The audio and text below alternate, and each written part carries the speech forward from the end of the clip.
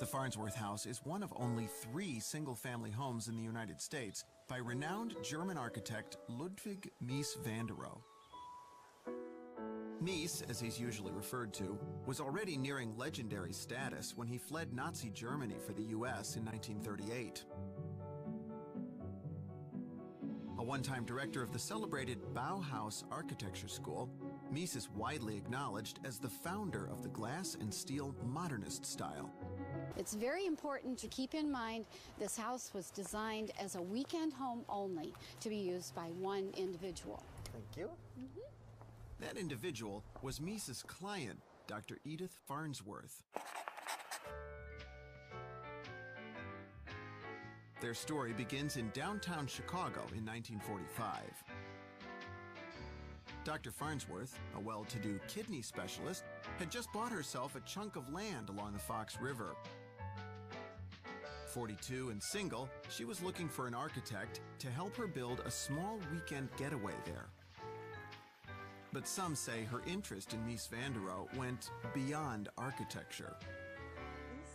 To get the real story on Mies and Edith, I talked to June Finfer, who wrote a play about their relationship. So, how did they meet? Mies van der Rohe and Edith Farnsworth met at a small dinner party, and I suspect that she arranged to meet him. At dinner, Edith found herself intrigued with the 59-year-old architectural heavyweight sitting silently across from her.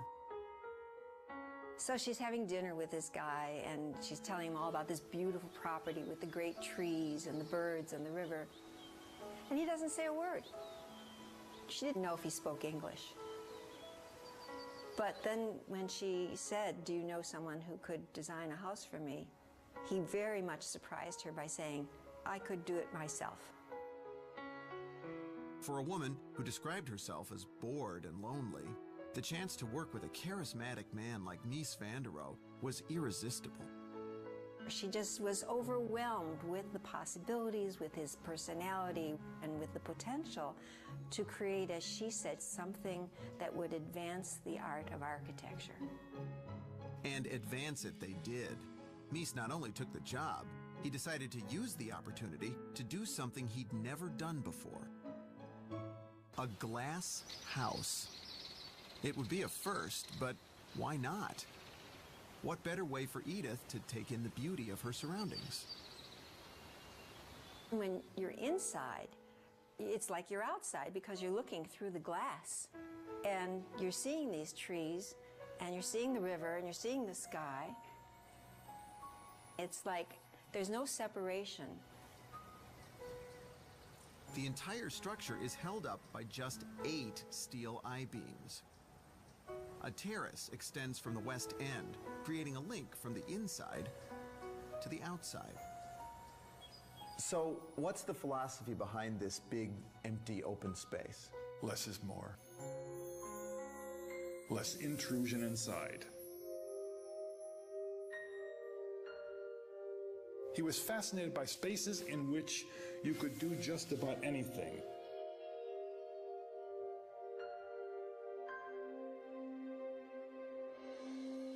Its architecture reduced to its barest minimum.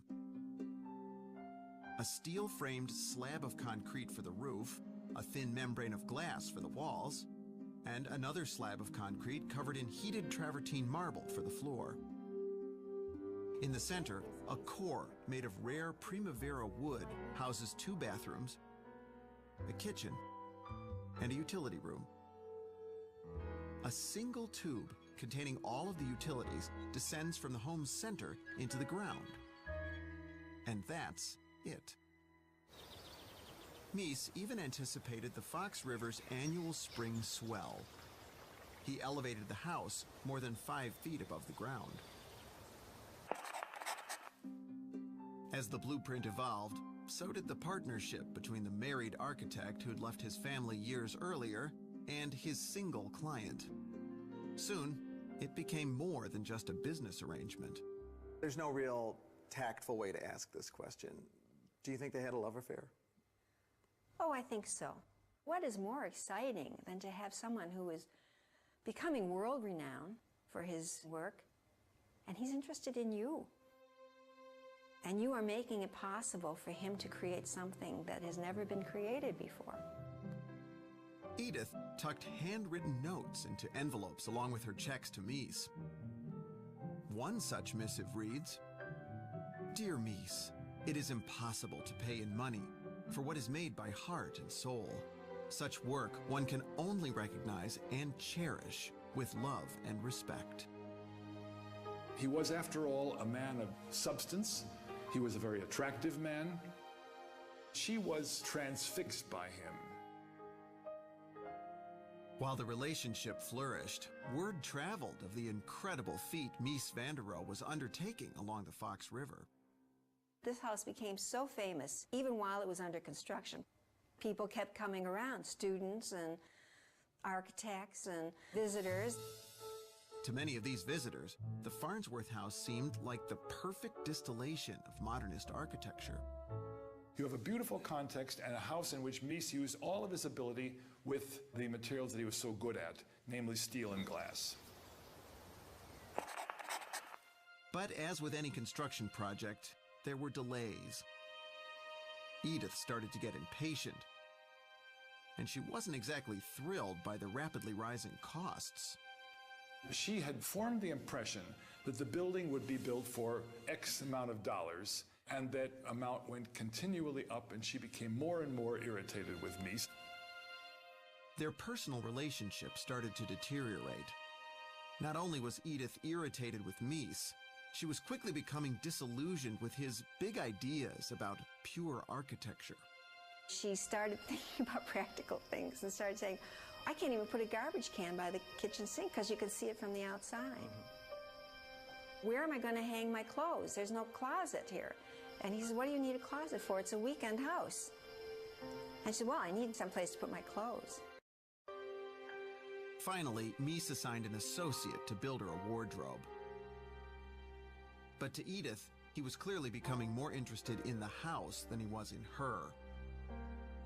Their tiff over the closet soon became a very public debate of purity versus practicality and architect versus jilted client.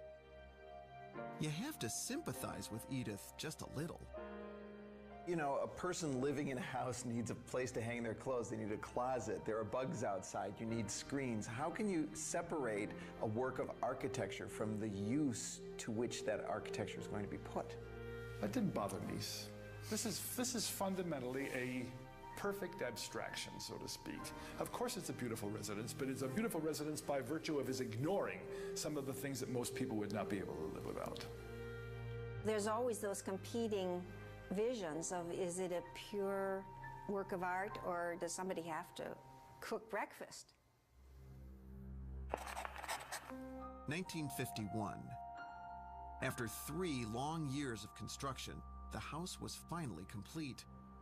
But Mies and Edith were barely on speaking terms. Communication between the two now consisted mainly of cold, clipped, typewritten letters. No further financial commitments can be endorsed beyond the amount quoted in your statement of August 1st. Sincerely yours, Edith B. Farnsworth, M.D. The final cost, $73,000. Nearly double what they'd agreed on. It all came to a head when she had told them to stop any more billing, that she didn't want to pay anymore. He sued her for the monies that she hadn't paid. Not one to shrink from a fight, Edith countersued. And later she vented her rage to House Beautiful magazine in a biting editorial entitled The Threat to the Next America. It appeared in April 1953. Farnsworth was interviewed by a woman by the name of Elizabeth Gordon, who had published an article in which she said, there is a woman being obliged to live in this all-glass house, one room, done by an architect who treats her as if he were a dictator. Gordon even compared the Farnsworth house to the looming threat of communism. She said if you can do without personal things, you're open for a dictator. If you don't have belongings, you're obviously a communist, right? Edith may have won the media war, but Mies won the lawsuit in 1953. Yet he never again saw his creation. Before long, the new homeowner started to discover just how famous her house was. Edith, she had some privacy issues living in a glass house, didn't she? Yes, she did. The story has it that when she would go out of the bathroom, she'd look out the window and here's about 25 people aiming their cameras. Tourists. Tourists. They would climb over the fence, they would come across the river on a boat from the park, and they would want to see this icon. As soon as it was created, it drew the world. One such curious visitor was none other than Mies's own grandson, Chicago architect Dirk Lohan. I was eager to see the Farnsworth house that I had only seen in pictures, and together with some friends from the architecture school, we drove out there one day. But Lohan had a little trouble getting close enough for a good look. Edith Farnsworth was in the house, and she took out her binoculars and followed us. And it was literally impossible to approach the house. She was going like this, and as we walked around this way, she was over there, following us. After living in her so-called glass cage for nearly 20 years, Farnsworth put her controversial weekend house on the market in 1968. Dirk Lohan remembers sharing this news with his ailing grandfather. We all thought it would be wonderful if he could be somewhere out in the country in nature, and I suggested to him, how about buying the Farnsworth house? But he wouldn't have anything to do with it. After nearly 2 decades, the bad memories were still too strong for Mies.